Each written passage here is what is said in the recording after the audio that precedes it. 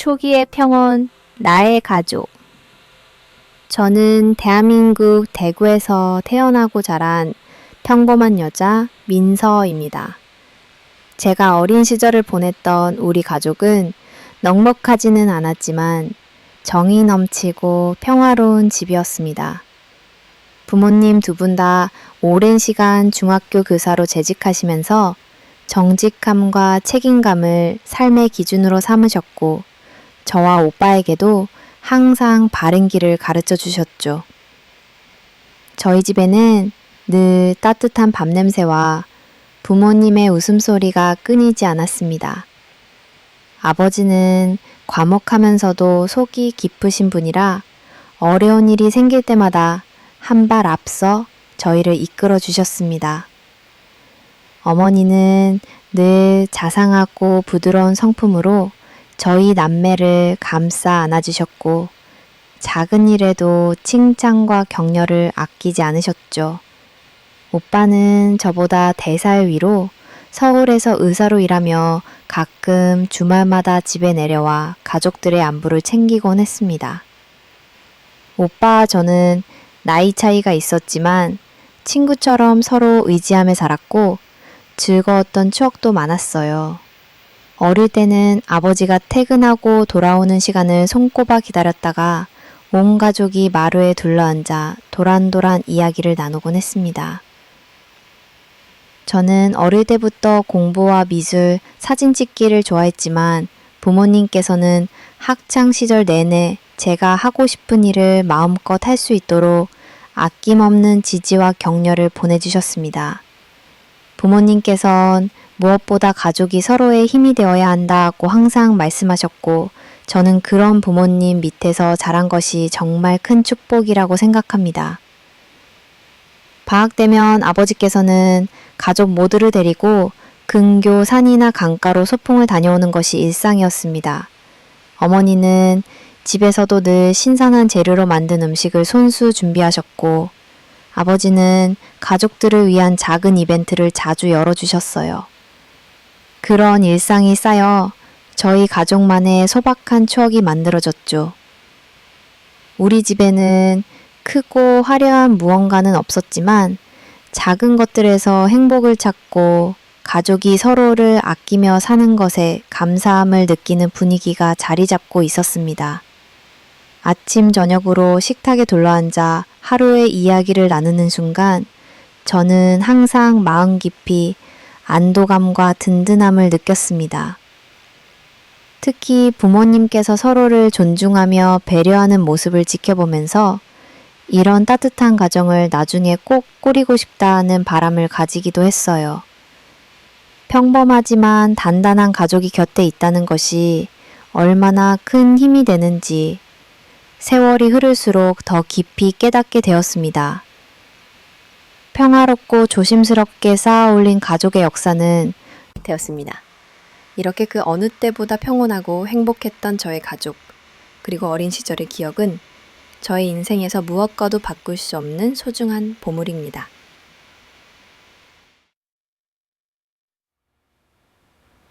어려운 선택, 꿈과 가족 사이에서 고등학교를 졸업할 무렵 저에게는 인생의 첫 번째 큰 선택이 찾아왔습니다. 평소 사진을 찍고 풍경을 기록하는 일을 정말 사랑했기 때문에 대학에 진학하면 사진학 혹은 예술 관련 전공을 선택하고 싶었습니다. 카메라를 들고 도심과 시골을 오가며 하루 종일 셔터를 누르다 보면 현실의 피로도 잊혀질 만큼 행복감을 느꼈거든요. 스스로 찍은 사진들을 벽에 걸어두고 언젠가는 자신만의 작은 사진관을 열고 싶다는 소박하지만 간절한 꿈도 키우고 있었죠. 하지만 어느 순간부터 부모님은 저의 진로에 대해 구체적인 기대를 드러내기 시작하셨습니다. 어릴 적부터 학업 성적이 나쁘지 않았던 저에게 안정적이고 미래가 보장된 직업, 예를 들면 교사나 은행원 혹은 대기업 사무직을 원하셨습니다. 특히 어머니께서는 우리 집안을 위해서라도 내가 안정적인 직장을 갖는 게 좋겠다며 가족의 기대를 저에게 자연스럽게 부담으로 건네셨습니다. 오빠 역시 부모님 뜻에 따라 살았고 자랑스러운 아들이 되어 있었기에 그 부담은 더 크게 느껴졌습니다. 한편으론 저 역시 가족의 기대를 배반하고 싶진 않았기에 오랫동안 내면에서 꿈과 현실 사이에서 치열한 갈등을 겪었습니다. 사진은 내 인생의 즐거움이었지만 가족에게는 한낱 취미로 보였습니다.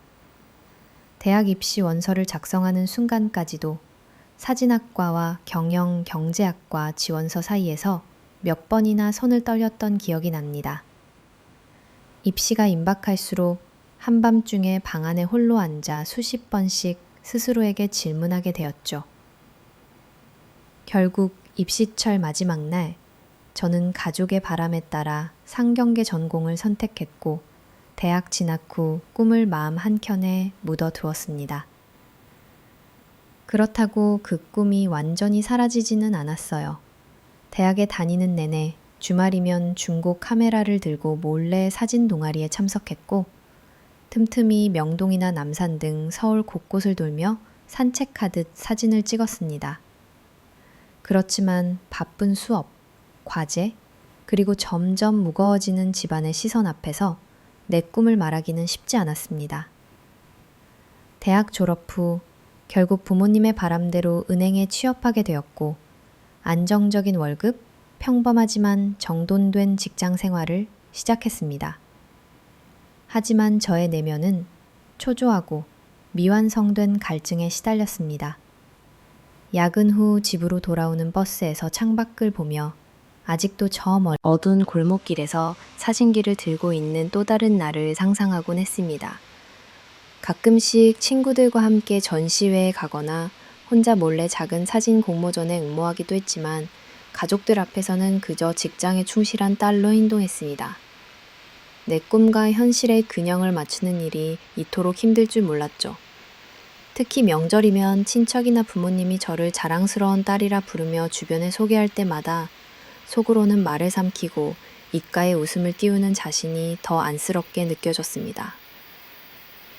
그렇게 제 청춘의 한복판은 꿈과 가족 그리고 책임과 욕망이 교차하는 좁은 길 위에서 수많은 고민의 밤으로 가득 찼습니다. 인생에서 나에게 가장 소중한 것은 무엇이고 나의 선택이 결국 어떤 미래를 가져다 줄지 명확히 보이지 않아 더욱 두려웠던 시절이었습니다. 하지만 저는 여전히 믿었습니다. 언젠가 내가 진짜 원하는 길을 찾고 가족과 제대로 마주보며 스스로 떳떳해질 수 있는 날이 올 것이라는 것을요. 그리고 그 신념은 후에 저의 삶이 새로운 국면을 맞이하게 된 가장 큰 원동력이 되었습니다.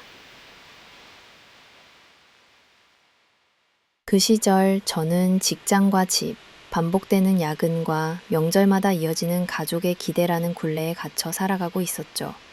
작은 반항으로 주말마다 카메라를 들고 밖을 나섰지만 무기력함은 늘 마음 한구석에 남아 있었습니다. 어느 늦가을 저는 오랜만에 마음을 비우고 대구 근교의 팔공산을 찾았습니다. 낙엽이 짙게 깔린 산책로를 따라 조용히 카메라 셔터를 누르며 걷던 중 한 무리의 등산객들과 마주쳤어요. 그중 한 명이 돌에 걸려 넘어질 뻔한 저를 재빠르게 잡아주었습니다. 처음엔 그저 스쳐 지나갈 일이라 생각했지만 그 남자, 정우 씨는 저에게 한결같은 미소와 따뜻한 눈빛을 보냈죠. 조심하세요. 이 산길은 생각보다 미끄럽거든요. 사진 찍으면서 걷다가 위험할 수도 있어요. 그 한마디에 저는 뜻밖에도 마음이 놓였습니다. 여성 등산객들에게도 살갑게 인사를 건네고 주변에 쓰레기를 주우며 자연을 아끼는 모습은 한눈에 봐도 남다른 사람이었습니다. 그날 이후로 저희는 산에서 우연히 몇 번 더 마주쳤습니다. 저는 사진을 찍고 그는 등산 동호회 팀장으로 회원들을 이끌며 산행을 하던 중이었죠. 서로의 취미 덕분에 자연스럽게 대화를 나눌 기회가 많아졌습니다. 산에 올라 풍경을 찍다 보면 어느새 그가 바로 곁에서 따뜻한 차를 건네주며 옆자리를 내어주곤 했어요. 시간이 지날수록 그의 조용한 배려심과 순수한 열정에 끌리기 시작했습니다.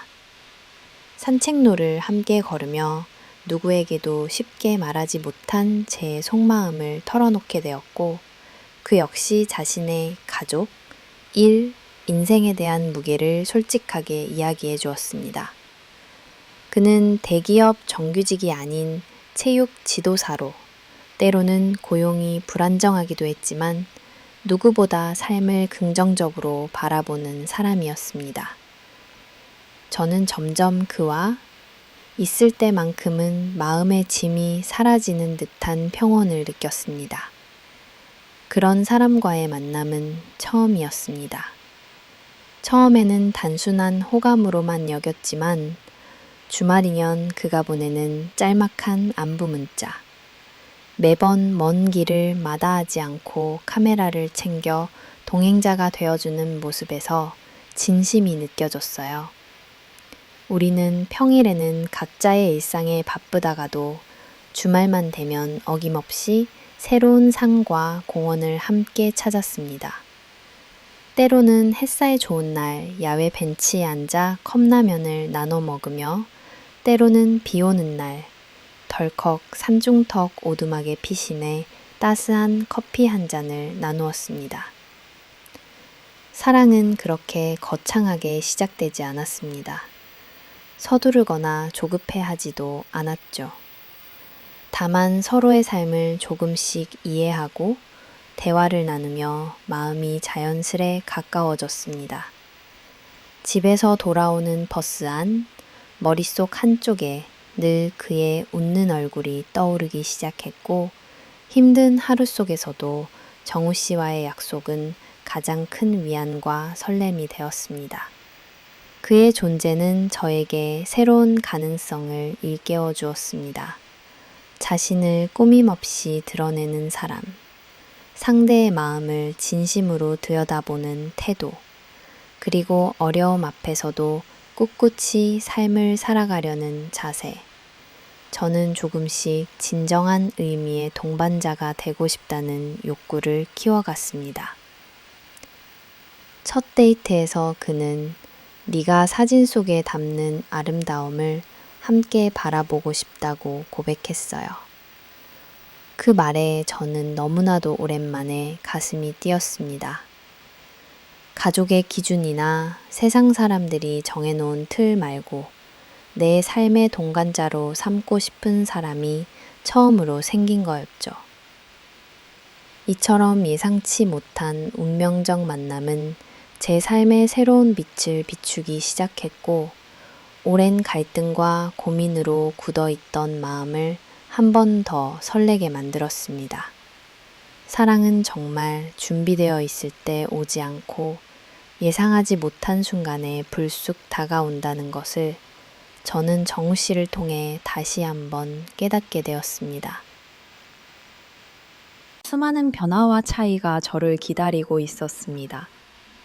연애 시절 서로의 다름마저도 특별하게 여기고 차이점에서 웃음을 찾곤 했지만, 결혼이라는 이름 아래 한 집에서 살아간다는 것은 매일 아침 눈을 떠서 밤에 다시 눈을 감을 때까지 완전히 낯선 세계에 적응하는 과정이었습니다. 우선 신혼 초에 제가 가장 크게 느꼈던 것은 집안 분위기였습니다. 저희 친정은 대화가 많고 각자 자유로운 시간을 존중하는 문화였지만, 남편 집안은 다소 보수적이고 가족 간 예절을 무척 강조하는 분위기였습니다. 시댁 식구들은 매사에 조심스럽고, 특히 명절이나 집안 모임이 있을 때마다 시어머니가 가족의 중심에 서서 모든 것을 일사불란하게 운영하는 모습이 늘 새로웠습니다. 신혼집은 시댁과 가까운 작은 아파트였고, 어머니께서 자주 반찬을 챙겨다 주시는 등 가족 간의 거래함이 남달랐습니다.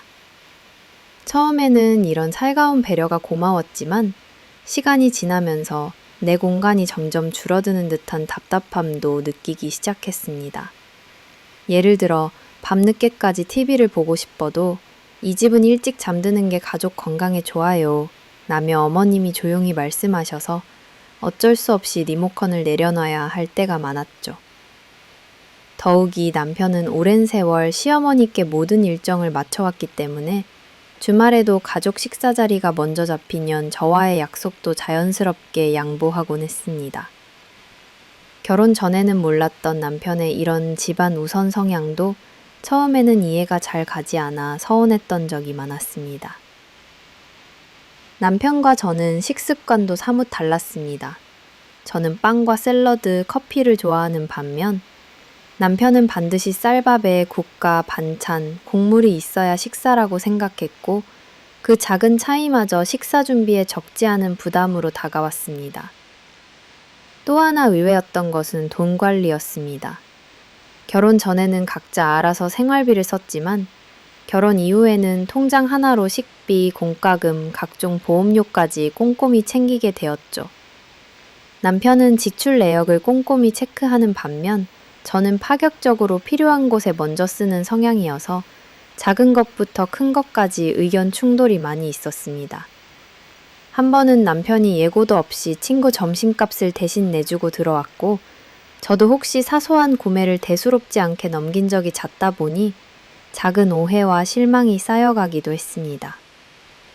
이렇듯 일상 곳곳에서 마주하는 차이점을 두고 때로는 크게, 때로는 소소하게 다투기도 했지만 그럴 때마다 서로의 성격과 습관을 곱씹으며 얼마나 다른 환경에서 자라왔는지 새삼 깨닫게 되었습니다. 시댁 식구들과의 관계도 말처럼 쉽지는 않았습니다. 처음엔 모든 것을 잘해 보이고 싶어 한껏 노력했지만 생각지 못한 오해가 생길 때마다 마음 한켠이 쓸쓸해지곤 했습니다. 시누이와의 첫 만남에서도 외형적으로 밝게 인사했지만 마음 깊은 곳에서 오는 거리감은 어쩔 수 없었습니다. 형식적인 대화와 어색한 침묵이 오가고 때때로 어머니의 시선이 저를 평가하는 듯 느껴져 눈치를 볼 때도 많았습니다. 남편과의 관계도 마찬가지였습니다. 신혼 초에는 서로의 장점만 보이던 사람이 시간이 흐르면서 점점 단점을 발견하게 되었고 작은 버릇 하나에도 민감해지는 나 자신을 발견하게 되었습니다. 예를 들어 남편은 퇴근 후 집에 오면 바로 소파에 앉아 스마트폰을 오래 보는 일이 많았고 저는 그 시간이 아쉬워 대화를 원했지만 각자의 휴식 방식이 워낙 달라 사소한 서운함이 커져가기도 했습니다. 무엇보다 큰 차이는 외부 상황이 불러오는 귀속감과 책임감이었습니다. 결혼이라는 울타리 안에서 남편은 물론 시댁 식구, 심지어 남편 친구들과 친척들까지 연결되어 있다는 사실이 종종 숨막힐 만큼 버겁게 느껴진 적도 있습니다. 예전엔 자유로웠던 내 생활이 결혼 후에는 더 이상 온전히 내 것만이 아니라는 현실이 때론 낯설고 견디기 힘들 만큼 무겁게 다가왔던 것이죠. 하지만 그 시기야말로 저와 남편이 진짜로 부부로서 서로를 알아가고 맞춰가는 과정이었음을 지금은 깨닫습니다. 사랑만으로 모든 것이 해결될 거라 믿었던 과거의 로맨틱함은 어느새 수많은 다른 점들을 받아들이며 성장하는 원동력이 되었습니다. 서로 다른 두 세계가 하나로 합쳐지기까지의 시간, 그건 분명 쉽지 않았지만 그만큼 소중한 배움의 순간들이기도 했습니다. 재정적 압박, 이름 없는 무게. 결혼의 설렘이 지나가고 처음으로 신혼집에 제대로 정착하면서부터 우리 부부는 점점 현실적인 문제에 직면하기 시작했다. 가장 거대하면서도 구체적으로 다가온 문제는 바로 돈이었다. 부모님 도움을 약간 받기는 했지만 신혼집 마련과 결혼식 비용, 가전제품과 가구 구입으로 이미 통장 잔고는 바닥을 보이고 있었다. 남편 정우가 사회초년생으로 운동강사 일을 하고 있었고 나는 은행에서 일했지만 월급의 절반 이상이 고정 지출로 빠져나갔다. 월말이면 항상 남은 돈을 헤아리며 이달은 어디에 더 아끼고 무엇을 미뤄야 할까 계산했다. 처음에는 서로 아끼며 살자. 이 시기가 지나면 괜찮아질 거야. 라고 자신감을 내비쳤다. 하지만 마리안이 현실은 생각만큼 녹록지 않았다. 작은 사치가 사라지다. 연애할 때만 해도 한 달에 한두 번은 괜찮다 싶을 만큼 좋은 레스토랑에서 외식도 했고 계절마다 소소하게 여행을 다니기도 했다. 나는 어느새 패밀리 세일 정보에 예민하게 반응하며 커피 한 잔도 최대한 집에서 내려 마셨다. 옷이나 화장품도 무리하지 않았다. 남편은 운동 강사라는 직업적 특성상 항상 깔끔한 운동복, 운동화를 필요로 했다. 그러나 신혼 초에는 성능 좋은 새 신발이나 경기복을 사는 일도 다 미루기만 할 뿐, 무한정 절약만 하는 생활에 점점 답답함이 쌓여갔다. 친구 결혼식이나 돌잔치 초대가 오면 서로 이달엔 누가 가는 게 맞을까 눈치를 보며 축의금 계산부터 고민해야 했다. 작은 사치는 물론이고 때로는 인간관계마저 돈이 걸림돌이 되는 현실에 마음이 무거웠다. 예상치 못한 지출, 그리고 갈등. 결혼 초기 우리는 건강보험 추가비, 관리비, 그리고 자동차 보험이나 각종 세금 같은 예상치 못한 지출이 턱턱 튀어나올 때마다 서로 얼굴을 붉혔다. 이번 달은 내가 좀 더 낼게. 혹은 다음 달엔 당신이 맞춰. 라는 식이었다. 남편은 처음에는 남자는 그래도 집안에서 든든해야 한다. 용돈을 줄여가며 큰돈이 필요할 땐 선뜻 나섰다. 하지만 월급이 변하지 않는 상황에서 이런 마음마저 한계가 있었다. 특히 남편은 주변에서 아내가 은행원이라고 하면 여유 있겠다, 든든하겠다 는 소리를 듣는 게 자존심이 상한다면서 자신도 뭔가를 더 해내고 싶어 했다. 어느 날은 운동 수업이 없는 시간, 저녁이 늦게 끝나는 알바까지 하겠다고 나섰다. 그의 그런 모습이 고마우면서도 한편으로는 안쓰러웠다. 나는 씀씀이를 줄이고 주말에도 부업 알바를 찾아 몇 시간씩 출근했다. 실제론 피곤함에 몸이 녹초가 되는 날도 많았지만 돈 앞에서 나만 힘든 건 아니니까 라는 마음으로 서로를 위로했다. 부모님의 기대와 주변의 시선, 더 힘들었던 것은 가족과 주변의 은근한 기대였다. 결혼식 전 부모님은 결혼 초엔 조금 힘들어도 둘이 합심하면 얼마든지 극복할 수 있다 며 응원했다. 하지만 시간이 지날수록 최근엔 연락이 뜸하더라. 혹시 돈 때문에 힘든 건 아니지? 둘이 맞벌이면 요즘 신혼들은 금방 자리 잡는다던데 와 같은 소리가 부담으로 다가왔다.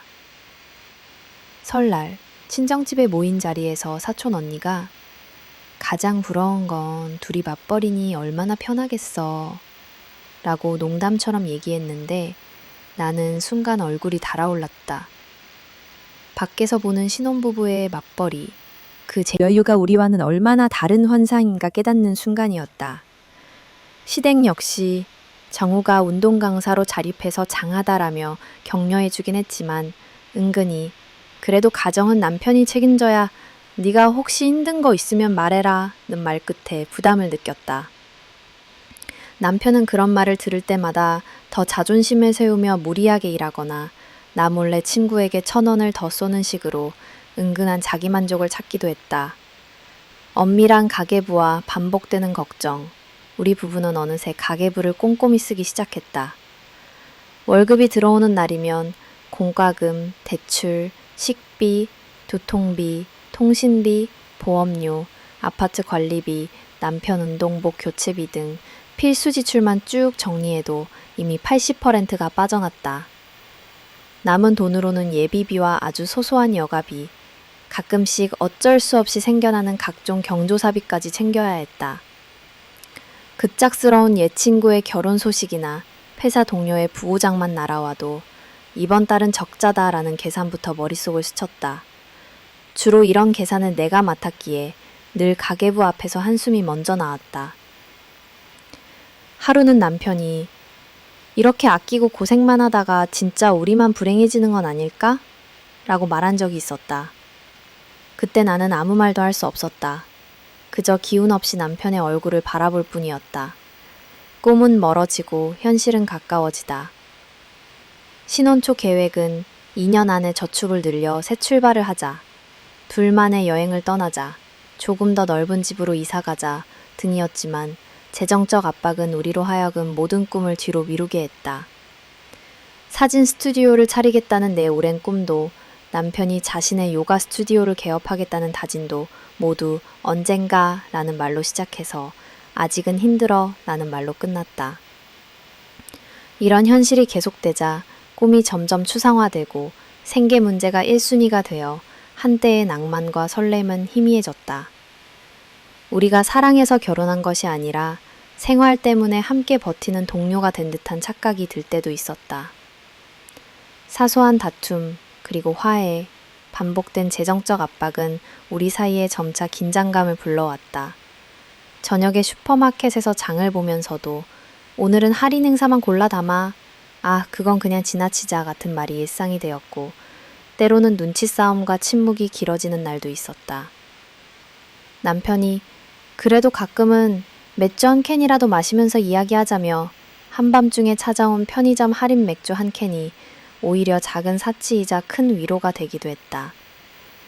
한 번은 나도 모르게 이렇게까지 아껴야만 행복한 댐퍼녀슨가 삶이냐 라고 쏘아붙였고 남편도 짜증을 냈다. 하지만 갈등이 끝날 때면 항상 당신이 아니면 이 시간 버틸 수 없었을 거야. 우리 언젠가는 분명 좋아질 거야. 라는 말로 서로를 달래며 다시 손을 잡았다. 미래에 대한 불안과 책임, 재정적인 악순환은 미래를 불안하게 만들었다. 아이 계획조차 지금은 안 돼. 라는 말로 미루게 되었고 돈이 미래의 행복과 직결되는 듯한 불안이 마음을 짓눌렀다. 나는 한동안 통장 잔고가 바닥난 것을 혼자 안고 사느라 남편에게 말도 못하고 스트레스로 밤잠을 설쳤다.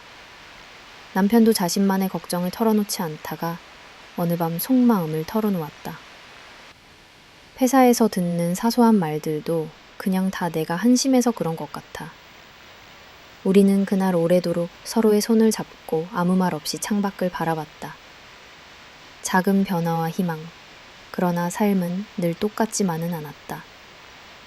어느 날 나는 은행에서 추천한 재테크 세미나에 참여해 소액 투자와 생활비 절감 노하우를 배웠고 남편은 지인의 추천으로 동네 복지관의 체육 강사 알바를 추가로 맡게 되었다. 자연히 생활비에 약간의 숨통이 트이기 시작했다.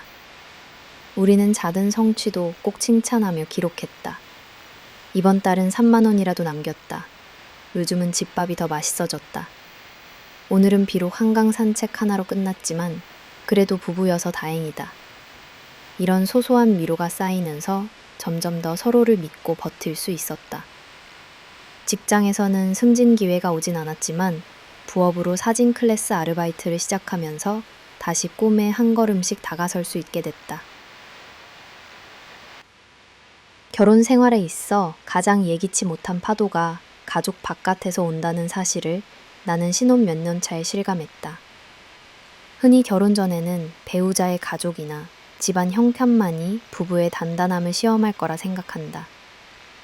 하지만 정작 우리 부부가 가장 큰 위기와 갈등을 맞았던 순간은 예상치 못했던 남편의 오랜 친구들과 관련된 일이 불쑥 우리 일상에 들이닥치면서였다. 남편의 친구, 나의 불안. 남편 정우는 원래부터 사람 사귀기를 좋아하는 성격이었다. 운동선수 시절, 운동강사 초창기, 동호회, 군대, 고등학교 등 다양한 곳에서 마음이 잘 통하고 유독 오랜 세월을 함께한 친구들이 있었다. 단지 연락만 이어가는 사이가 아니라 필요할 때 물심양면으로 돕기도 힘든 일상에 기댈 수 있는 존재이기도 했다. 그런 친구들의 존재에 대해 나는 초반에는 대수롭지 않게 여겼다. 결혼 후에도 각자의 친구는 각자의 세계라 생각했고 어느 정도 사적인 인간관계에는 간섭하지 않아야 한다고 믿었다.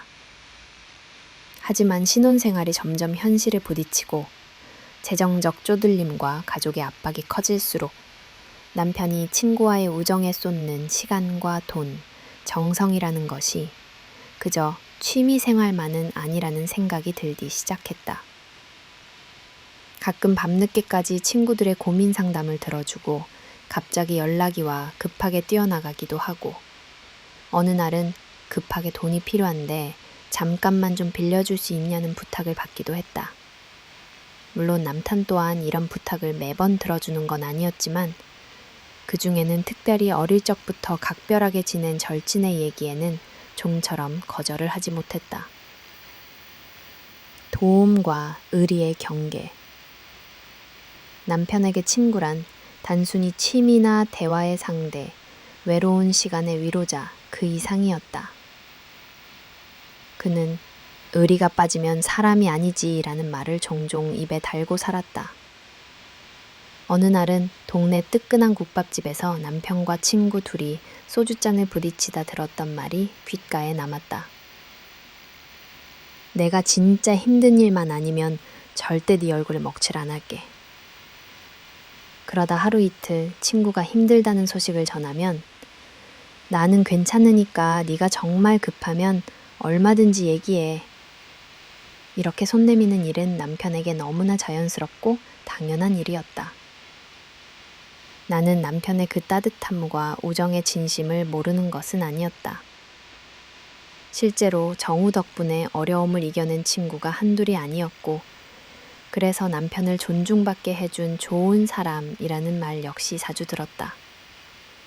그러나 결혼 후의 삶은 더 이상 개개인의 자유로운 선택만으로 움직이는 게 아니었다. 우리의 돈, 우리의 시간을 써야 하는 순간마다 가족 우선과 의리의 충돌은 생각보다 빨리 찾아왔다. 친구의 부탁, 한 번만의 위험.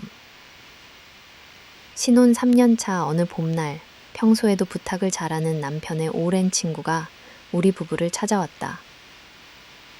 평소 이 친구는 결혼식에도 축의금을 넉넉히 해주며 고마움을 표시한 적이 있고, 때때로 집안의 소소한 문제도 도와준 좋은 형이었다. 그러나 이번에는 문제의 성격이 달랐다. 혹시 이번에 자동차 할부 대출을 받으려는데 내 신용도가 낮아서 네 이름 좀 잠깐만 괜찮겠냐? 3달만 쓰면 내가 바로 바꿀게. 남편은 평소처럼 가족이 아니어도 친구니까 내가 잘 판단하면 문제없어 라고 단호하게 말했다. 반면 나는 그저 조심스럽게 우리 대출도 많은데 혹시라도 연체되면 어쩌려고 그래. 우리 신용에도 영향 가는 거 아니야? 라고 물었다. 하지만 정우는 그 형이 나쁜 사람도 아니고 또 오랫동안 의리 지켜왔잖아. 나 때문에 부탁하는 거니까 내가 책임질게. 라고 자신의 신념을 굽히지 않았다. 막상 서류에 사인을 하고 보증이 들어가자 내 마음 한 구석은 불안하고 무거웠다. 그저 남편을 신뢰하면서도 남편이 보여준 이 믿음이 언젠가는 우리 두 사람을 시험할 날이 오지 않을까 두려움이 엄습했다. 우리 사이에 왜 이렇게까지 해야 해?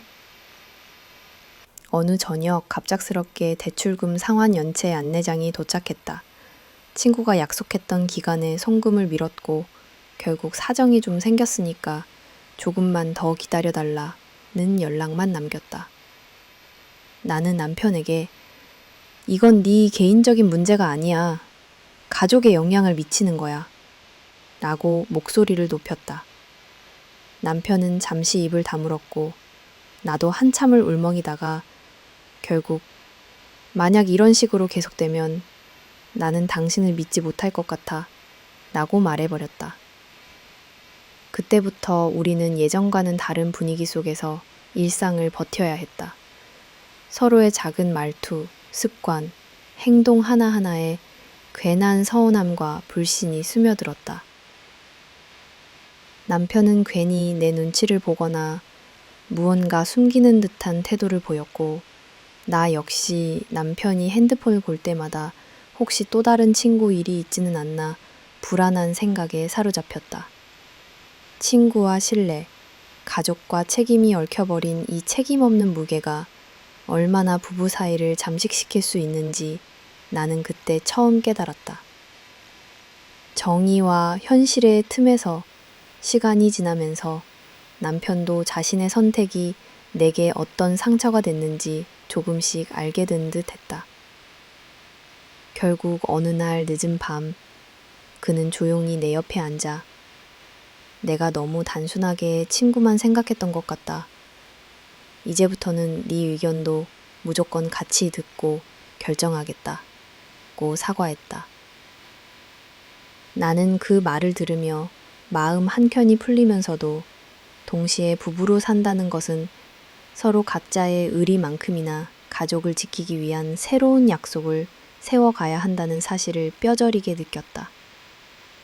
하지만 현실은 곧 다시 또 다른 시험을 던졌고 몇 달이 흐른 후 남편의 또 다른 친구가 오랜만에 연락을 해왔다. 이번에는 사업 투자금이 급하다며 잠깐만 빌려달라는 내용이었다. 남편은 내게 이번엔 무조건 네가 괜찮다고 해야 해 라며 기다렸고 나는 단호하게 더 이상 가족 재산으로 친구 문제는 돕고 싶지 않아 라고 분명하게 말했다. 남편은 그제야 알겠다고 했고 몇 번의 유혹 끝에 겨우겨우 라는 말을 친구에게 전했다. 이 경험 두기 시작했다. 한때는 내가 남편의 세상을 좁히는 이기적인 아내가 되는 것 같아 미안하기도 했지만 결국 가족이 먼저 라는 단 하나의 진심이 우리 사이에 더 튼튼한 신뢰를 쌓게 해주었다. 부부 그리고 인간의 울타리. 행복했던 신혼의 평화가 처음으로 무너진 건 바로 이런 외부의 음지에서조차 부부의 삶이 얼마나 쉽게 흔들릴 수 있는지를 보여줬다. 때로는 가족을 위한 의리, 때로는 친구를 향한 정의, 때로는 서로를 위한 물러섬과 용서. 이 모든 것의 저울질과 시행착오가 없었다면 지금의 내 가족도 내 자신도 이렇게 성장하지 못했으리라고 생각한다. 지나고 나면 남편도 나도 진짜 가까운 친구와 언제든 어린아이처럼 기대도 되는 부부의 차이를 점차 알게 됐다. 남편은 오랜 친구들 중에도 어려운 순간에 스스로 서서 우리 가족을 가장 먼저 생각해준 이대과만 절친으로 남았다. 나 역시 남편의 고집과 신념을 비난할 게 아니라 그 마음 한켠을 이해하고 부정적인 감정에 휩쓸리지 않으려 의식적으로 애썼다. 성장의 시간, 진짜 내 편이란 그 후 내 삶에서 절실하게 배운 한 가지가 있다. 진짜 내 편이란 나와 평생을 함께 약속한 이 한 사람, 그리고 바로 이 작은 가족에서 시작된다는 사실이다. 누구보다 내가 가장 의지하고 지켜주고 싶었던 가족이 내 행복의 근원이 되고 어려움의 방패가 된다는 것. 집 밖의 우정이나 사람과의 신뢰도 분명 중요하지만 내 곁에 이 소중한 사람과 나 사이의 신뢰가 무너지면 결국 어떤 관계도 행복할 수 없다는 단순하고 절박한 진실이었다. 우리 부부에게 친구라는 문제는 한동안 큰 생책이었고 절망이 가까울 만큼 시험받기도 했다. 하지만 계절이 몇 번 바뀌고 서로의 삶이 조금씩 가족에 뿌리 내리면서 남편도 나도 진정으로 이해하게 되었다. 앞으로 어떤 일이 일어나더라도 단호하게 우리부터 지키자고 말할 수 있는 용기, 그리고 과거 같은 실수와 상처도 기꺼이 껴안고 재출발할 수 있는 믿음. 그것이 부부라는 울타리를 좀 더 단단하게 만들었다. 지금도 남편의 연락처에 이름만 남은 옛 친구들이 있다. 그러나 이제는 우리는 딱 한마디면 된다. 지금 이 순간 내 옆에는 당신이 있으니 충분해. 내 갈등, 시어머니, 올케, 그리고 나. 결혼은 단순히 두 사람의 만남이 아니라 단숨에 각기 다른 가족의 세계가 한 울타리 안으로 흘러들어오는 과정이었다. 첫날부터 나는 곧 새로운 역할, 새로운 이름, 곧 며느리로 불리게 되었고 그 순간부터 나와 시어머니, 가마니, 그리고 시누이 올케와의 복잡한 삼각관계가 조용히 시작됐다. 시어머니와 나. 처음의 거리와 오해. 처음 시어머니를 만났을 땐 어머님의 온화한 미소와 조용한 말투에 마음이 놓였다. 우리 집에 들어온 것 불편하면 언제든 말해라. 가볍게 건네는 말 뒤에 숨은 기대와 벽을 나는 그땐 미처 몰랐다. 어머니는 아들이 내주던 작은 정성과 규칙적인 인사를 무척 자랑스러워했고 나 역시 시댁 식구와 좋은 관계를 만들고 싶은 마음에 웬만한 일은 내색하지 않았다. 그러나 결혼이 오래될수록 어머니의 관심은 점차 감시가 되고 윗사람으로서의 충고는 점점 간섭으로 느껴졌다. 사소한 식습관이나 집안일 처리 방식, 명절 차례 음식 준비에 이르기까지. 우리 집에선 원래 이렇게 한다. 네 친정과는 조금 달라도 존중해줬으면 좋겠다. 나는 명목 아래 내가 주도권을 잡거나 뭔가 새롭게 시도하려 할 때마다 보이지 않는 장벽이 나타났다. 결정적인 갈등은 명절을 앞두고 본격화됐다. 나는 평소와 달리 일을 쉬는 날이었고 처음으로 제사상 준비를 적극 도우려고 일부러 앞장섰다. 하지만 어머니는 너는 아직 익숙하지 않으니 신경 쓰지 마. 네 올케가 워낙 손이 빠르니 이번엔 네가 마지막 정리만 맡아도 돼. 라며 조용히 밀어내듯 말했다. 그 순간 묘하게 차가운 시선을 느꼈고 아직 가족이 아닌가? 노력해도 소용없는 걸까? 자존심 한구석에 상처가 생겼다. 올케와의 미묘한 경쟁. 시댁에는 남편의 동생, 즉 꼬마 올케도 있었다. 그는 늘 싹싹하게 굴었고 아부성이 섞인 밝은 목소리로 어머니의 심부름도 척척 잘 해냈다. 나는 처음에는 그런 태도가 좋게만 보였다. 하지만 점점 집안 대소사마다 올케의 의견이 먼저 반영되고 어머니도 무엇이든 작은 일까지 올케의 말에 귀 기울이는 모습을 보며 나 자신이 점차 주변인이 되는 기분이 들었다. 명절이거나 가족 모임이 있을 때 항상 우리 작은 며느리는 언제나 알아서 척척한다. 탕이기와나 하늘 몰라도 그만. 이래서 피곤하지? 같은 비교 섞인 말이 반복됐다. 어떤 날은 시댁에서 올케와 내가 같이 부엌에 있을 때 어머니가 올케에게만 따로 레시피를 전수하는 모습을 보고 괜히 마음이 서늘해졌다. 내가 꼭 시범을 보여야 할 필요가 없는 자리였으나 그 순간 나는 숨은 경쟁자이자 검증받지 않은 이방인처럼 느껴졌다. 때로는 사소한 소문과 오해가 갈등을 키웠다. 나는 평소 직장일이 바빠 자주 시댁을 찾지 못했다. 그때마다 올케가 어머니께 언니는 요즘 엄청 체거있지 시대요. 그래도 집에 오실 때마다 일이 척척 끝나 있으면 좋겠다. 라고 해준 칭찬이 어머니에게는 나와 올케 중 누가 더 시댁에 충실하냐 라는 비공식 순위로 받아들여졌다. 인내의 한계. 침묵에서 분노로 여러 번 참고 또 참았다. 가족이라는 이름으로 며느리로서의 도리라는 명분 아래 나는 내 목소리를 쉽게 내지 못했다. 내내 더 잘해야겠다. 좀 더 참고 기다리면 알아주겠지. 라고 자기 합리화하면서 집안을 돌보고 늦게까지 남아 설거지도 하며 어머니와 올케 뒤에 서 있는 자신을 모른 척했다. 그러나 사람의 인내도 한계가 있다.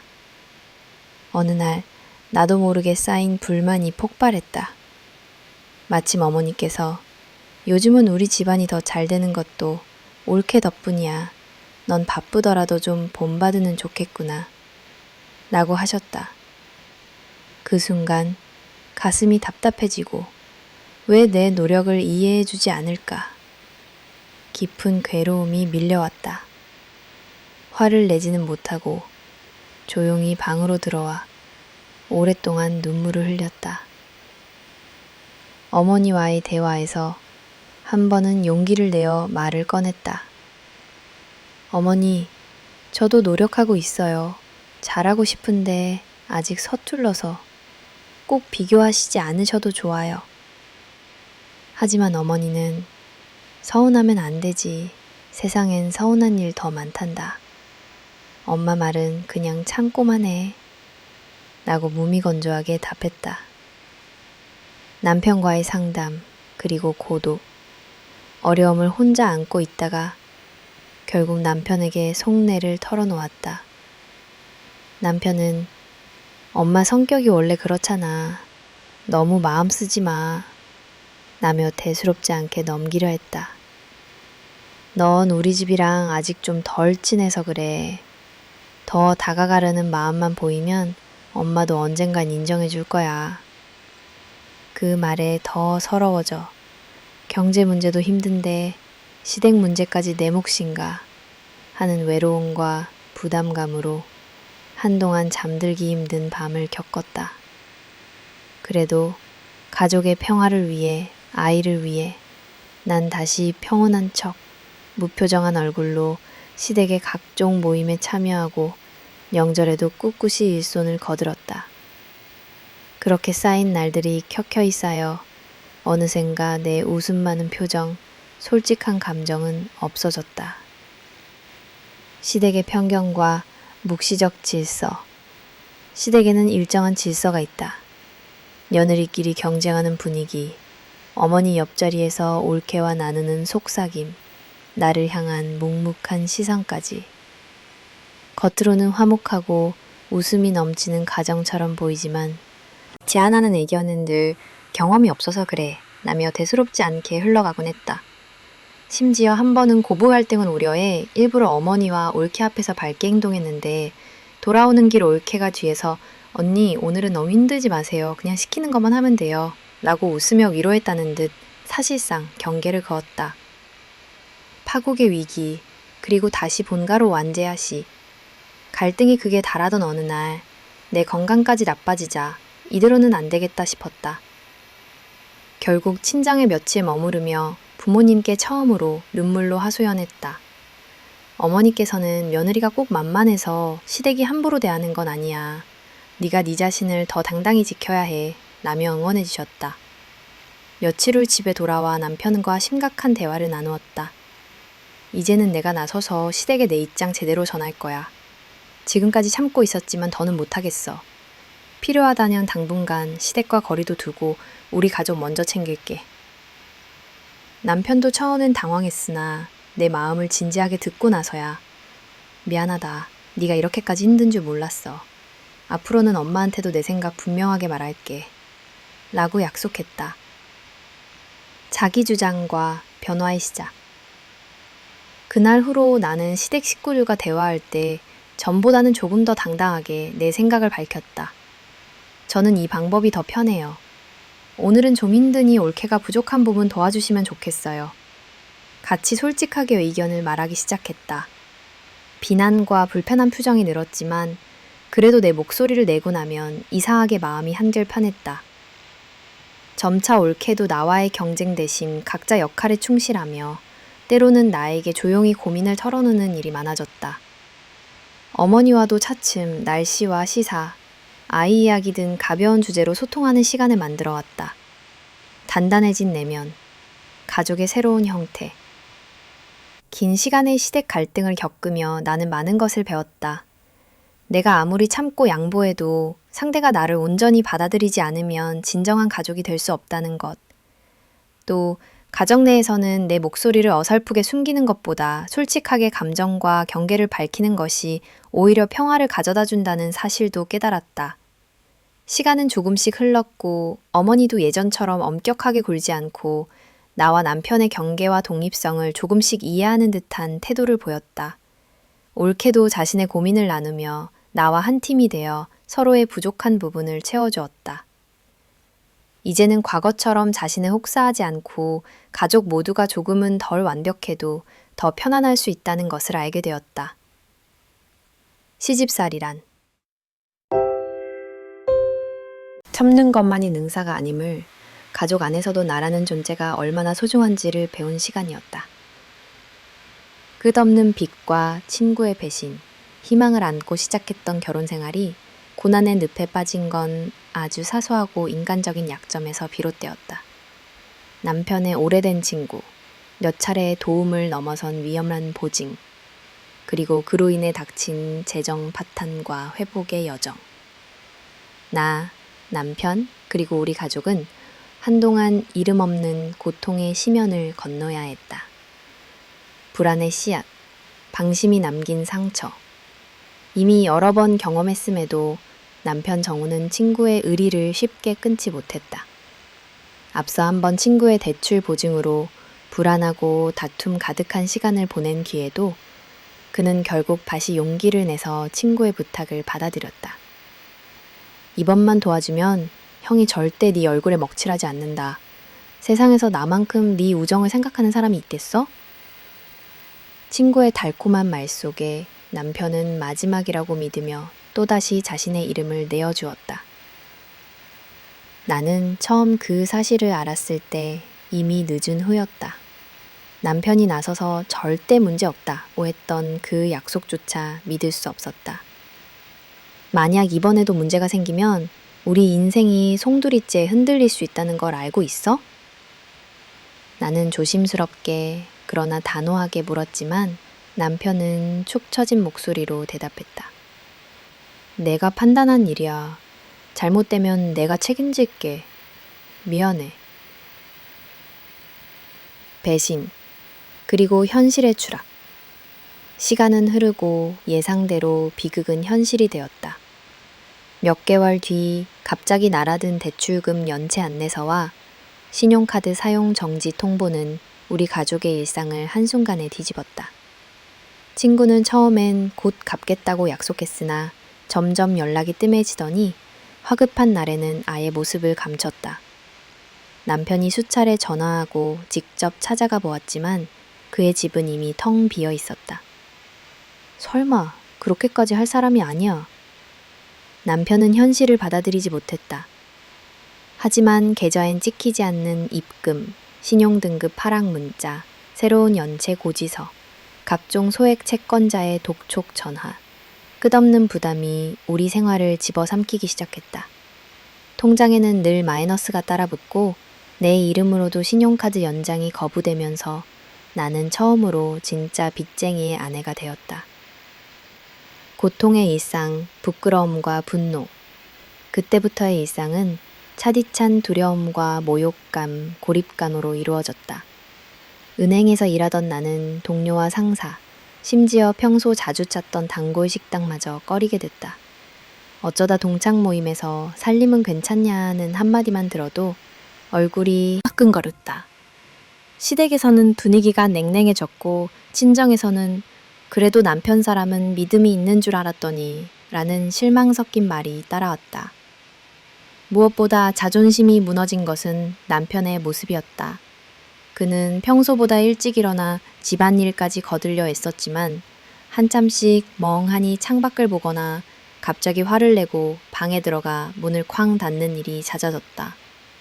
모든 게 다 내 책임이야. 그의 한숨이 나를 더 깊이 아프게 했다. 밤이 오래도록 깊어지고 부부 사이 대화도 줄어들었다.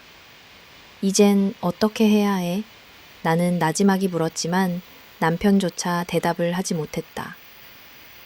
우리가 쌓아왔던 작은 행복, 따뜻한 식탁, 주말 산책, 미래를 위한 작은 저축까지도 하루아침에 그림자처럼 사라진 느낌이었다.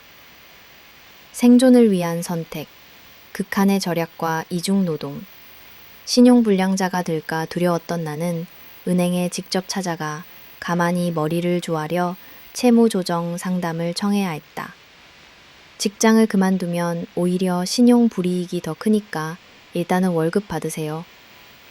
상담원의 조언에 멈칫했지만 그 순간부터 저녁마다 은행 본업을 마친 뒤 인근 문화센터 야간 사진 클래스 보조 강사로 투잡을 시작했다. 2배로 늘어난 피로, 사회적 체면 따윈 더 이상 중요하지 않았다.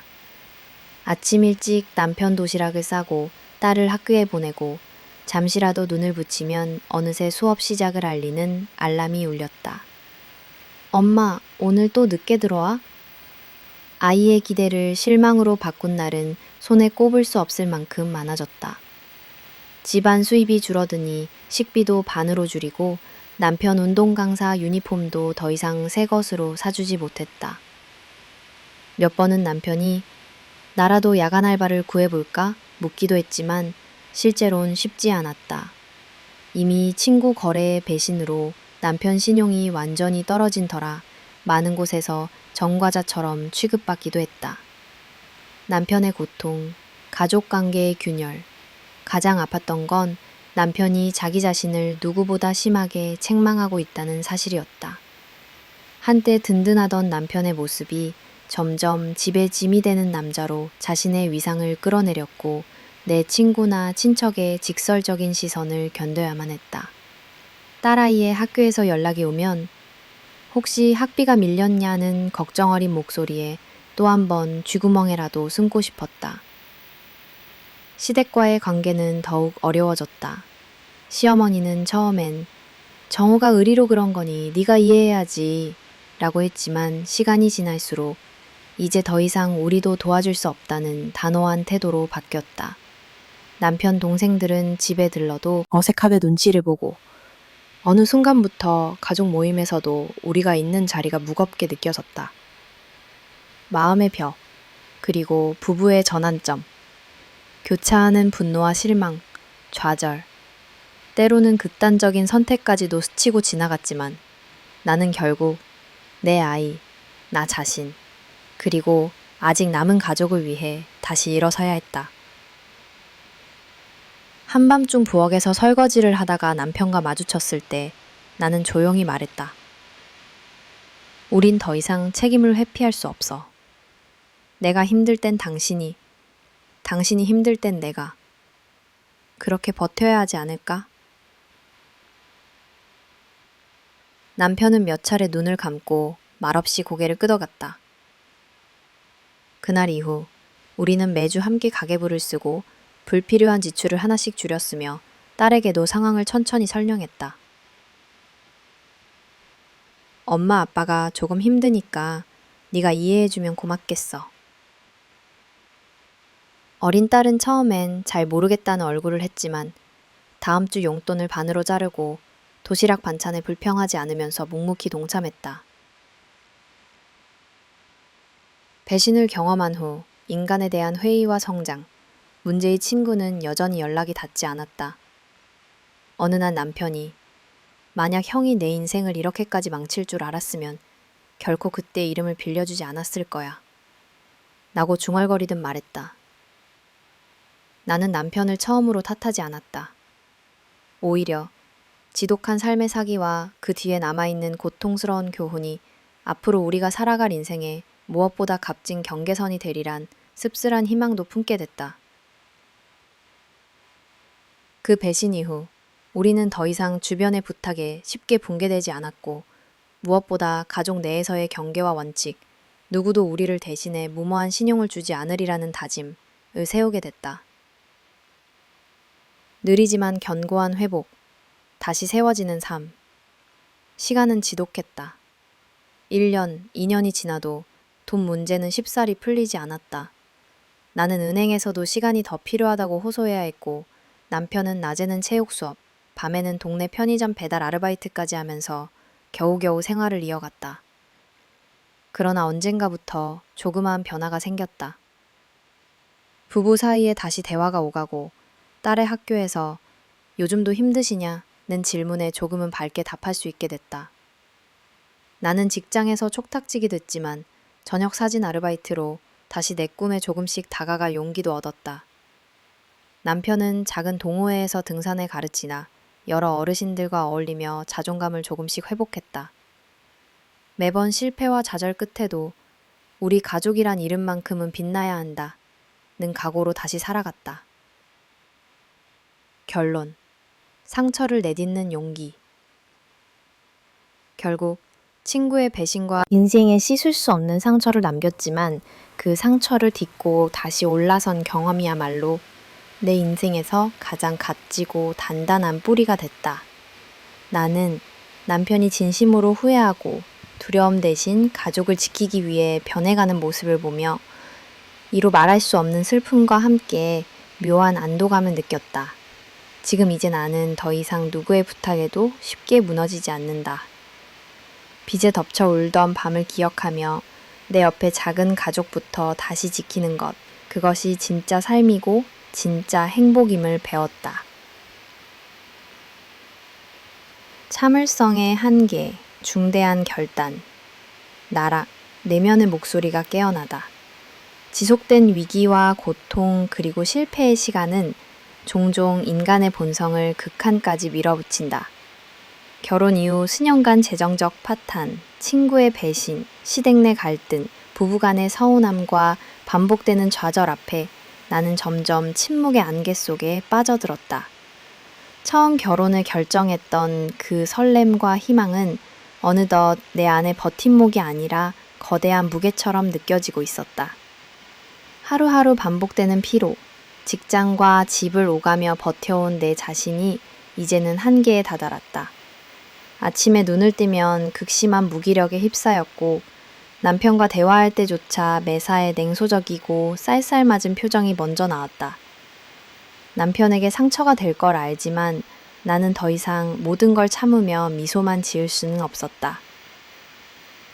밤이면 불 꺼진 주방에 홀로 앉아 차가운 물잔을 손에 쥔 채 생각했다. 내가 이대로 살아도 괜찮을까? 아이에게 이런 현실을 안겨줘도 되는 걸까? 무엇보다 내가 진짜 원하는 삶은 과연 어디에 있을까? 수많은 질문이 머릿속을 맴돌았다. 그 어떤 희망의 언어도 날 위로하지 못하는 시간. 그러나 오히려 그 절망의 밑바닥에서 처음으로 나는 누구를 위해 살아야 하는가 라는 본질적 목소리가 내 안에서 울려 퍼졌다.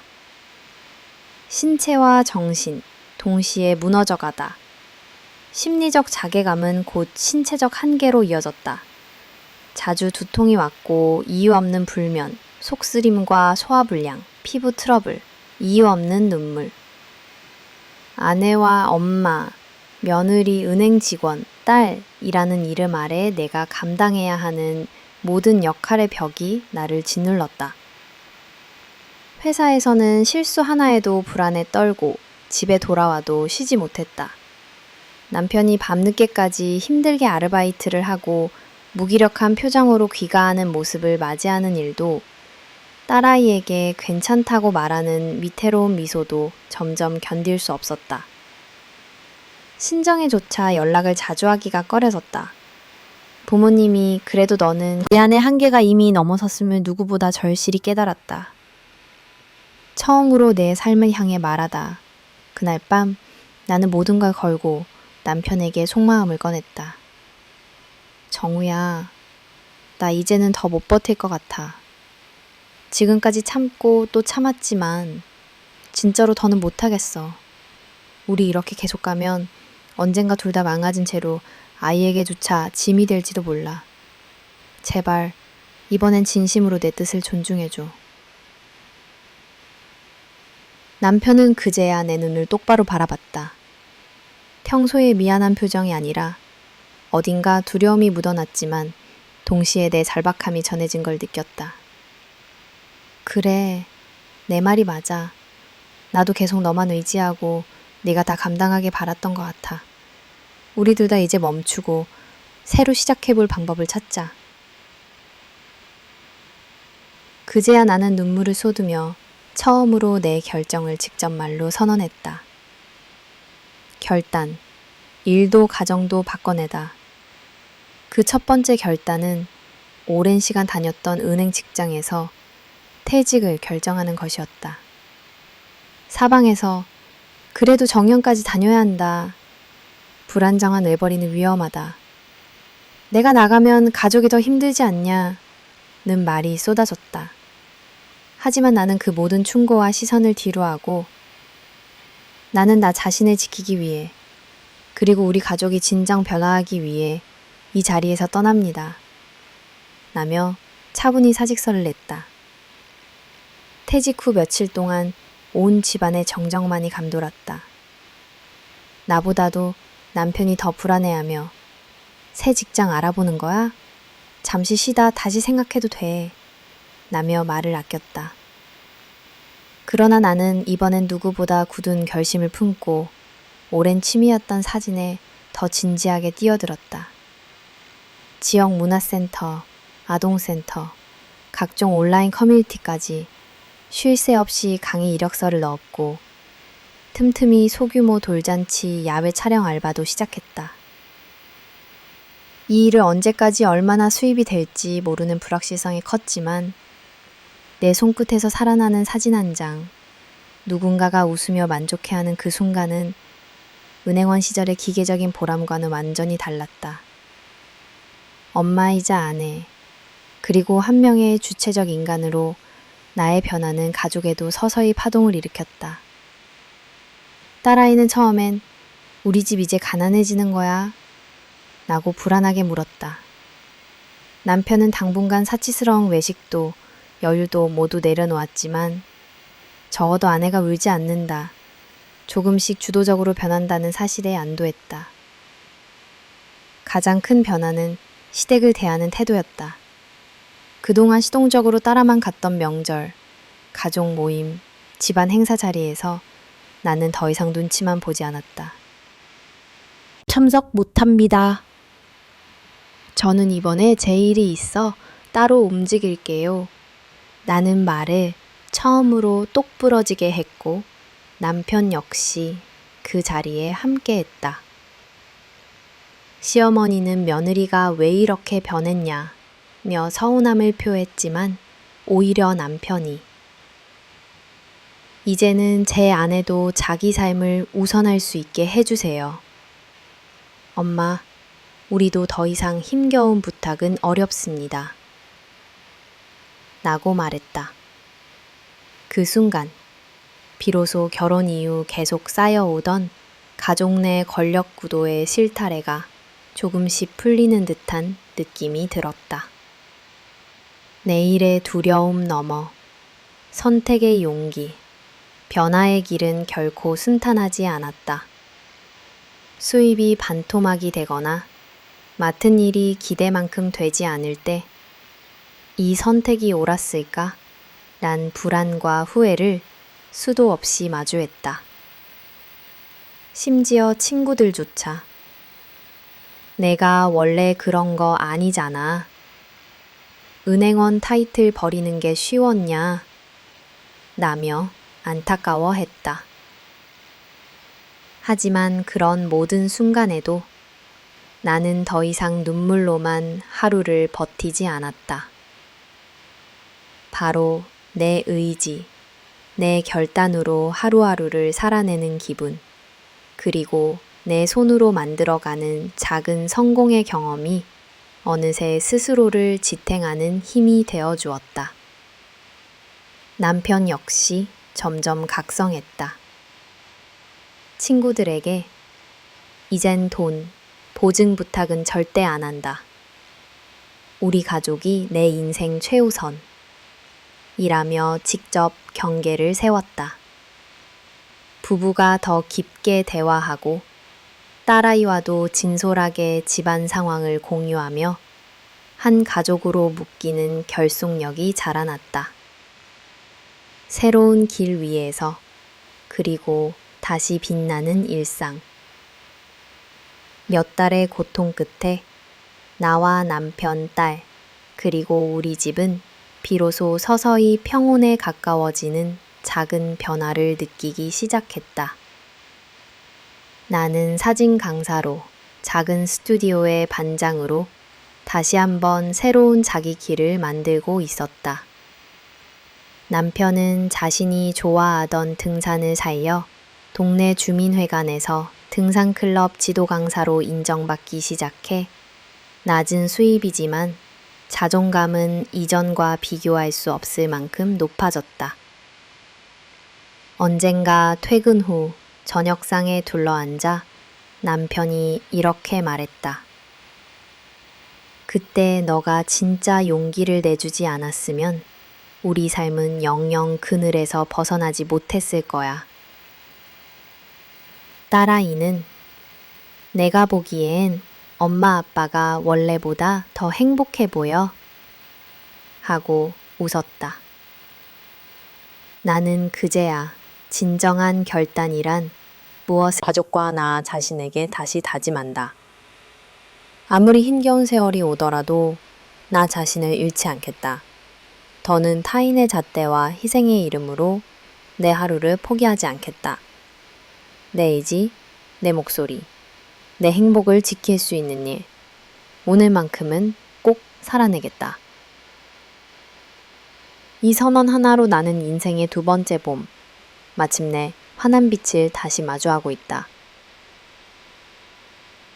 빈현조, 성장, 예전과 달라진 남편, 깊은 어둠 속에서 다시 찾은 남편의 얼굴, 수많은 시련과 좌절, 극한의 고통의 시간을 통과하며 나는 남편 정우의 진짜 모습을 다시 바라보기 시작했다. 결혼 초, 그 누구보다 따뜻하고 배려심 많은, 그러나 세상이나 가족 앞에서는 다소 소심하고 변명에 약했던 보통의 남자가 바로 내 남편이었다. 그 시절 그에게 기대한 단단함, 강한 추진력, 혹은 절대 흔들리지 않는 가족의 기둥, 나은 면모는 실제론 희미했다.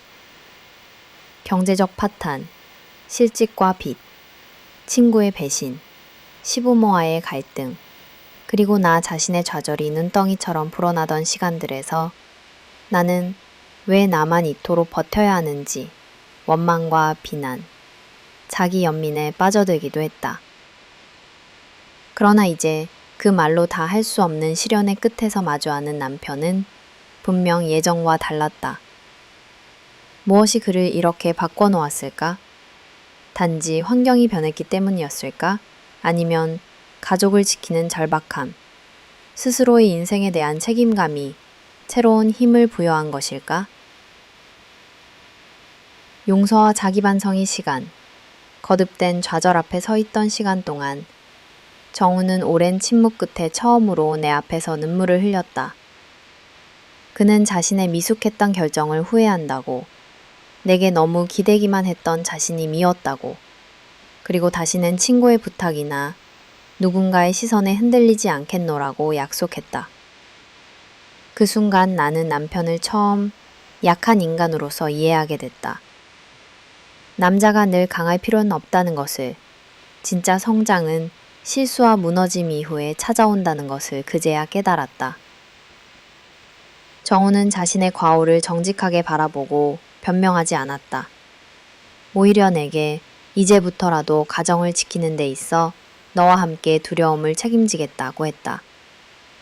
자신의 실패에서 도망치지 않고 극복하려 애쓰는 모습이 불쑥 내 마음에 들어왔다. 일상의 작은 변화, 새로운 루틴의 시작. 남편은 가족을 위해 새로운 루틴을 만들기 시작했다. 과거에는 퇴근 후 집에 오면 소파에 퍼져 무기력하게 스마트폰을 만지작거렸다면 이제는 습관처럼 저녁마다 신문을 읽거나 가족과 함께 산책을 나갔었다. 주말이면 방에만 틀어박혀 게임이나 유튜브를 보던 그가 책을 펴고 직접 레시피도 찾아가며 아침 식사를 준비해보는 모습은 신선한 충격이었다. 가끔 남편은 내게 오늘 하루는 네가 더 행복했으면 좋겠어 라고 짧게 말하곤 했다. 전엔 상상도 못할 말이었다. 그는 자신의 아픔, 기피에 대해 솔직히 털어놓을 수 있는 법을 배웠다. 실업의 긴 터널을 지날 때도 다시 일어설 수 있을까? 걱정하면서도 그래도 한 번 더 해보자며 새로운 일자리에 도전했고, 실패해도 낙담만 하기보다 가족에게 무거운 분위기가 번지지 않도록 노력했다. 자기주도와 경제적 자립의 각성. 과거의 정우는 남편이라는 이름만으로 당연히 보호받고 사회적 이미지 혹은 남자다움 뒤에 숨으려 했던 순간이 많았다. 하지만 반복되는 고난과 아내의 용기 있는 변화를 지켜보며 그는 마침내 자신의 자립과 변화가 가정의 기둥의 진짜 의미임을 실감했다.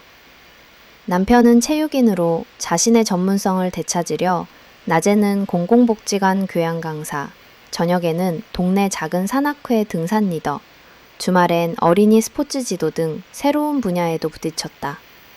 수입은 예전만 못했지만 어느 때보다 체면이나 명분보다는 스스로 벌고 쌓아가는 성취감에 집중했다. 월급날이면 일일이 가계부와 비교해 가족과 상의해 예산을 세우고 알뜰한 소비에 관심 갖는 모습. 당신 혼자 힘으로는 어려워. 우리 가족이니까 모든 결정을 내가 함께 도울게. 라며 아내의 부담을 반반씩 나누는 태도에 변화의 깊이를 느꼈다. 타인에 대한 경계와 진짜 의리의 재정에 커다란 빚을 남기고 떠난 친구 문제는 남편에게 큰 충격이자 교훈이었다. 이전엔 친구 부탁에 쉽게 흔들렸지만 이젠 우리 가족부터 지키는 게 진짜 의리라는 생각을 말과 행동으로 실천했다. 남편은 친한 친구들 사이에서도 이제는 내 가정이 최우선이라는 기준을 분명히 세웠다.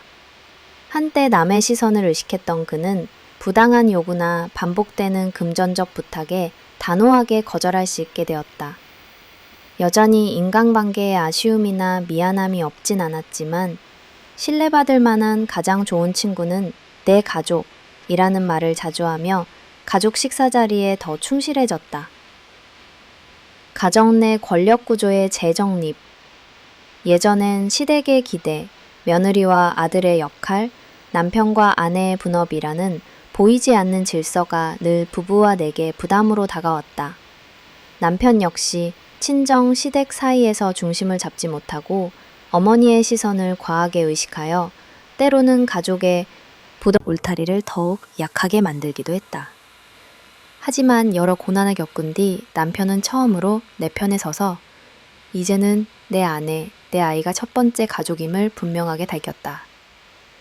시어머니의 반복된 비교, 집안에 잘못된 기대가 쌓였을 땐 직접 나서서 저희 가족이 이젠 더 자유롭고 독립적으로 살 수 있도록 배려해달라고 말했다. 내가 시댁 문제로 힘들어할 때도 한심해하며 넘어가기보단 진지하게 귀 기울이고 둘이서만 시간을 내어 서로 마음을 조율하는 시간을 만들었다.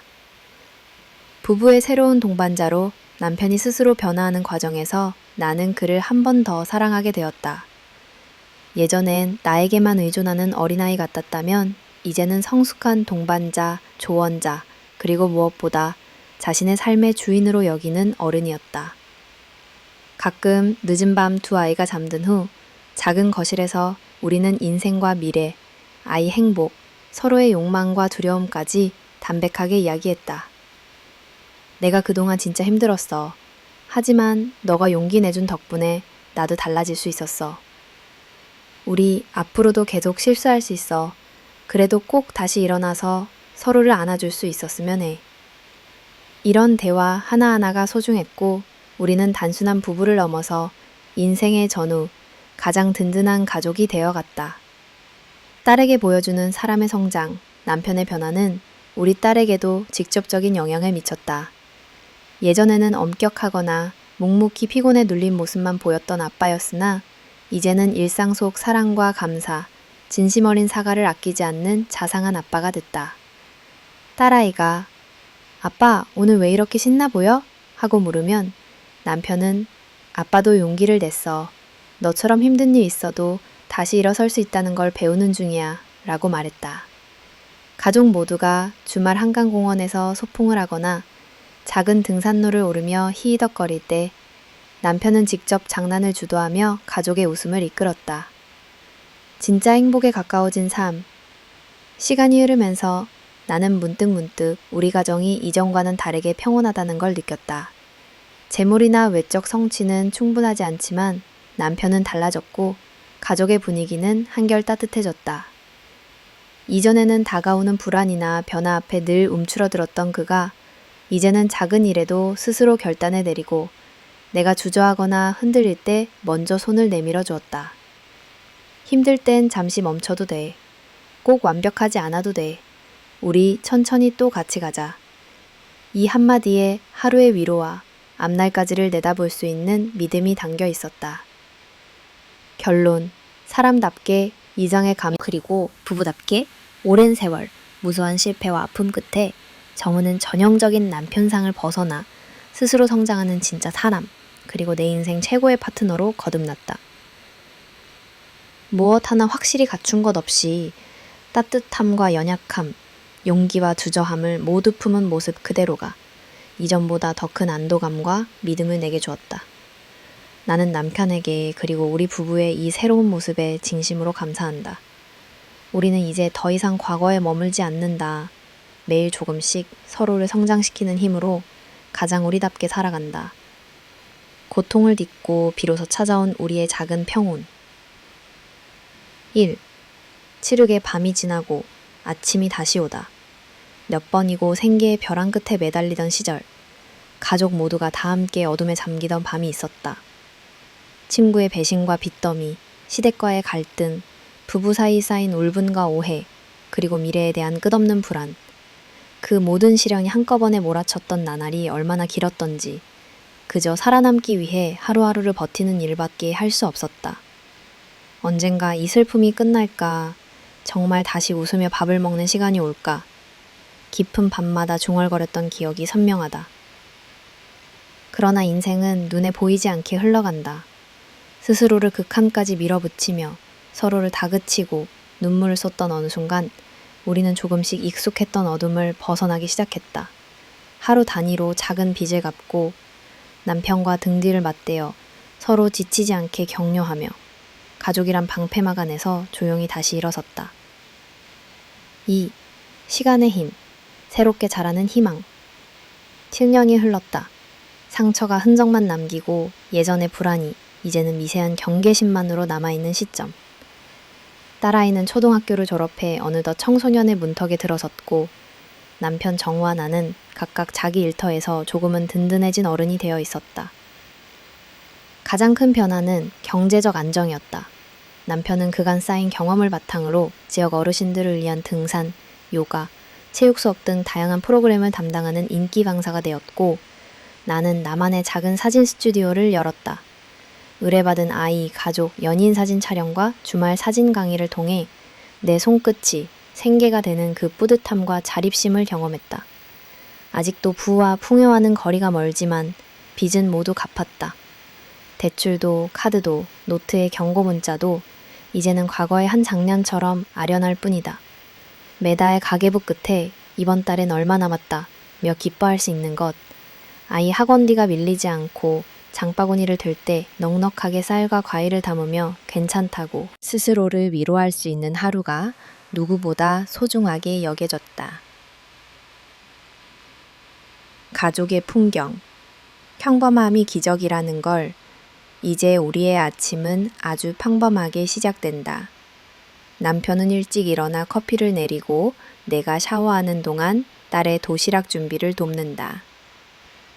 딸아이는 우유는 식사랑 따로 마실래 하고 투덜거리기도 하지만 아침 식탁 위에서 세 식구가 차분히 눈을 마주치며 하루를 맞는다. 주말에는 가족 모두 순번을 정해 저녁을 준비한다. 어제는 남편이 버섯 불고기를 실패해 긴급히 냉장고에 감자를 구웠고 딸아이는 유튜브 레시피를 따라 장조림을 만들다 팔을 태워 주방 창문을 열어야 했다.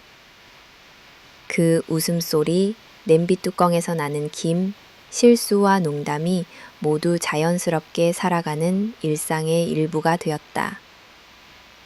주중에는 각자 바쁘게, 그러나 밤마는 꼭 함께 소파에 눕는다. 남편은 요가 매트에 딸과 나란히 눕고 나는 사진 모니터 앞에서 작업하면서 우리 집 참 조용히 잘 돌아간다며 문득 행복해진다.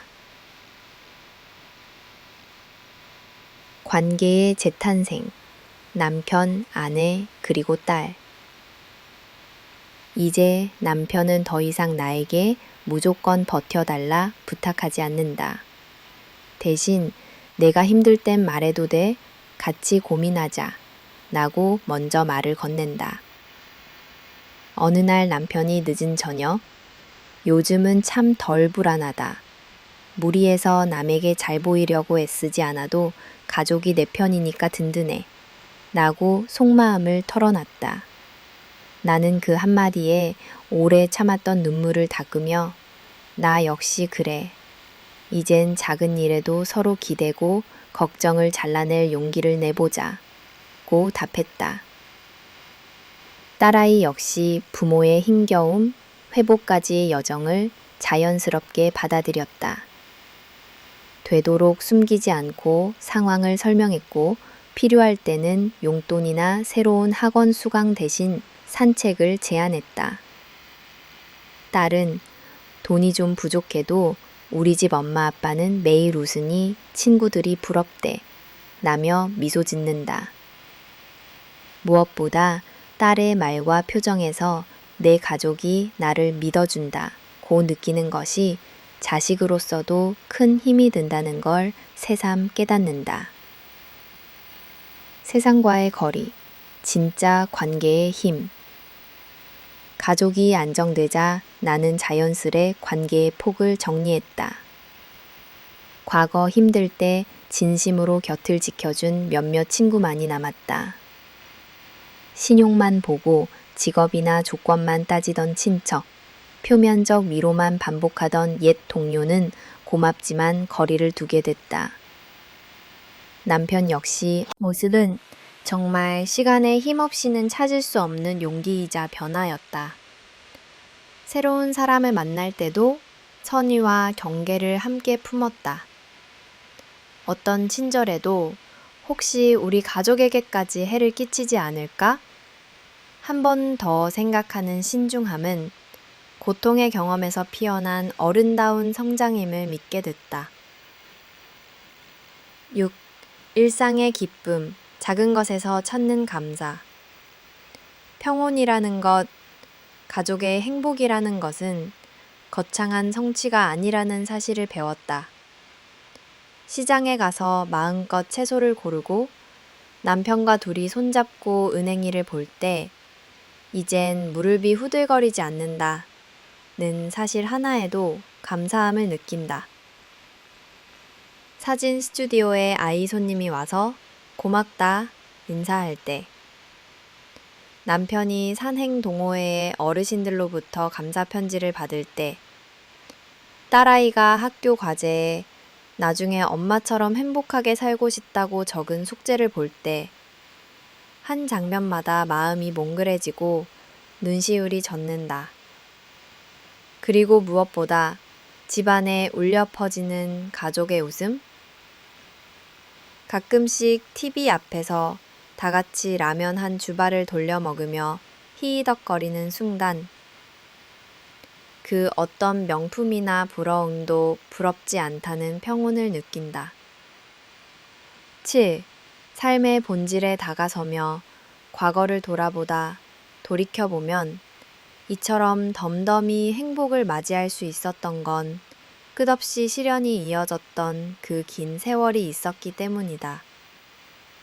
주저앉고 싶었던 밤, 서로를 원망하며 울던 때, 아이 앞에서 미소를 만들지 못해 주방에서 혼자 오열하던 순간까지, 그 모두가 아프고 두려웠으나 결국엔 우리 가족을 좀 더 단단하고 섬세하게 만들어준 시간이었다.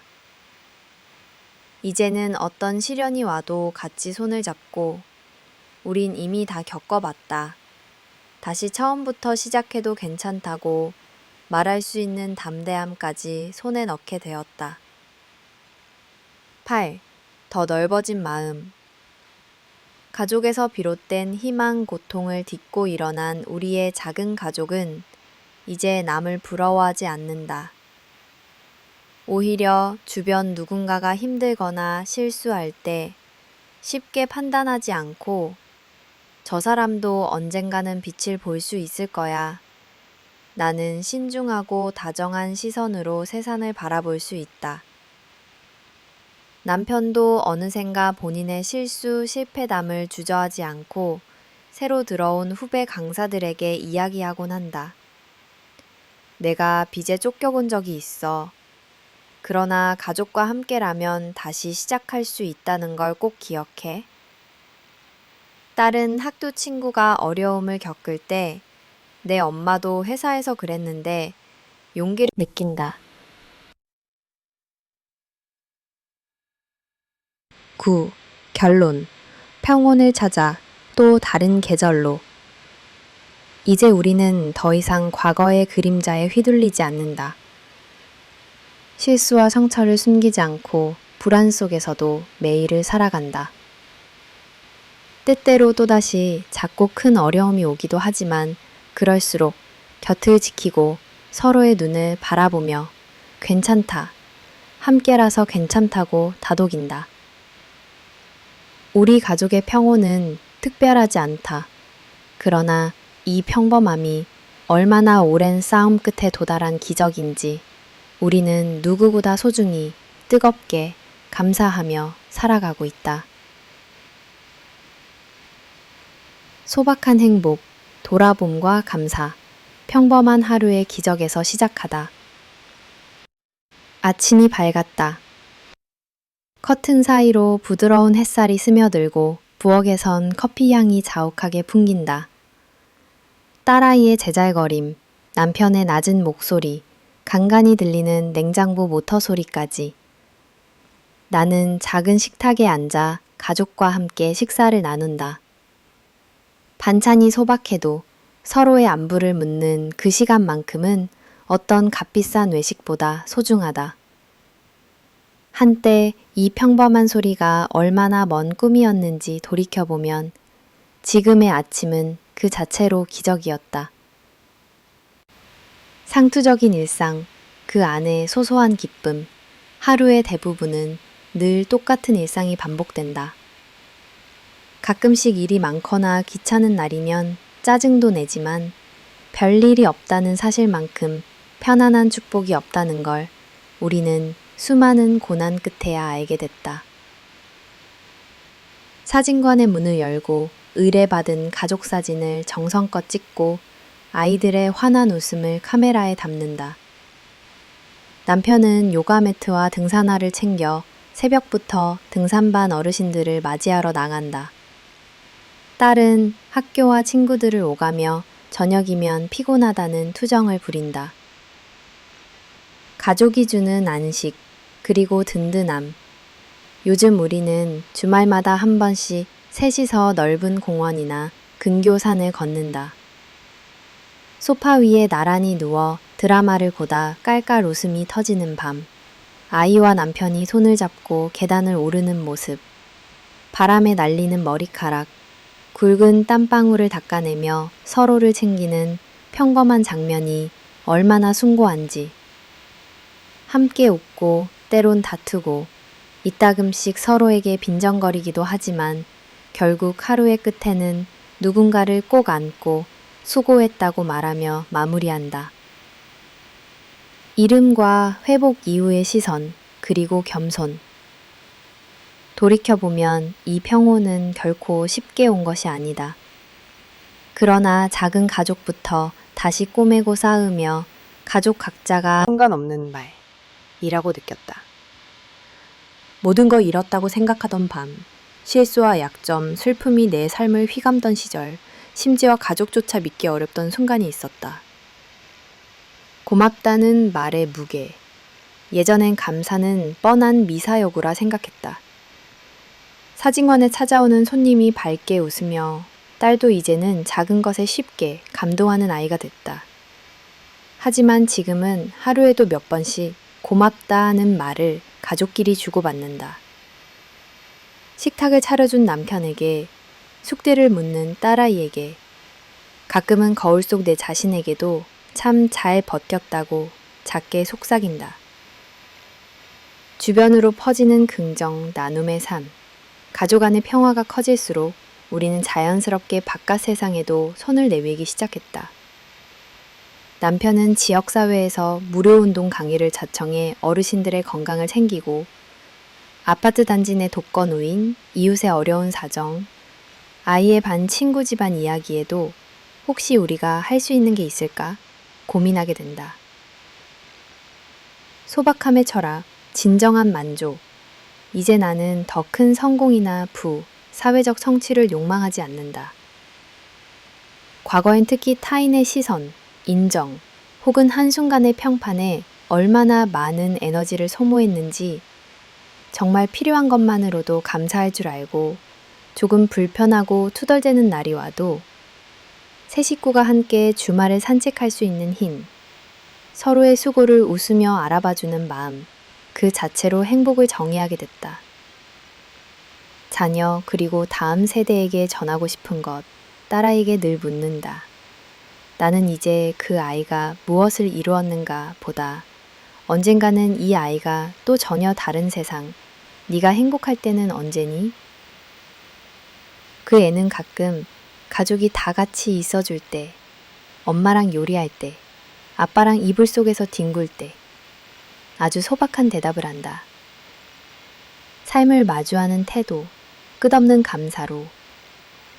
마지막으로 나는 고비와 후회 끝에 도달한 이 소박한 행복, 그리고 오늘도 잊지 않는다. 단 한순간도 방심하지 않고 오늘 이 평범함이 내일 흔들릴 수 있다는 겸허한 마음으로 지금 가진 것, 지금 곁에 있는 사람, 지금 나 자신에게 다시 인사한다.